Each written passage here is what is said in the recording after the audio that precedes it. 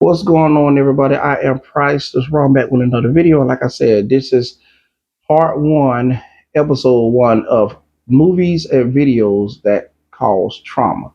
And it's none other than, of course, Training Day, starring Denzel Washington and Ethan Hawke. I was in high school in 2001 when this premiered over 23 years ago. And this movie still lives rent free in my head. I'm talking about Denzel Washington and both him and Ethan Hawke gave a star-studded performance. They really did good. But that movie I'm talking about, it is straight up wild.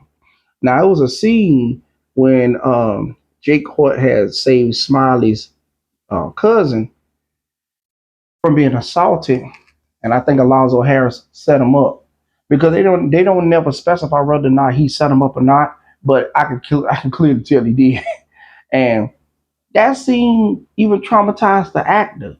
Ethan Hawke said that when he did that scene, it bothered him mentally for a long time.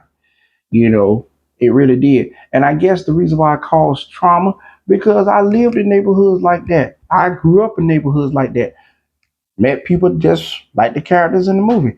So when you see real life being depicted as fantasy and you living in that real life, that tends to cause trauma all over again.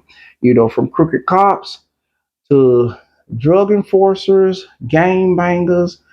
They even use the actual apartment complex that's riddled with crime in Los Angeles. They use that same complex with actual gang members. These were no actors.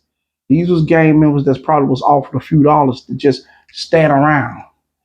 All of them was affiliated. All of them was certified. But like I say, that movie there was crazy. And even though Alonzo Harris did receive his just due towards the end of the movie, which I was glad, Antoine Fuqua, who was the director of the movie, he said that when he did his first screen, a lot of people was upset because Denzel was annihilated at the end of the movie. He uh, he said a lot of people was upset about it, a lot of fans.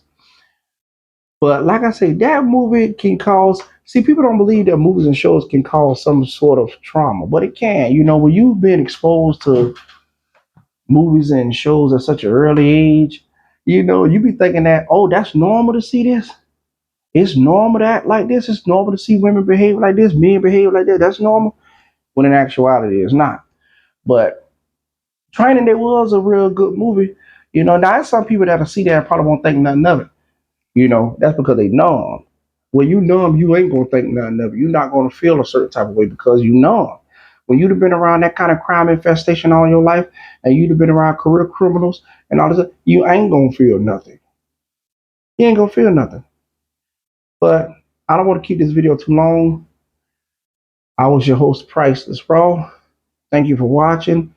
But be sure to stick around because part two of this video coming up. So on to the video.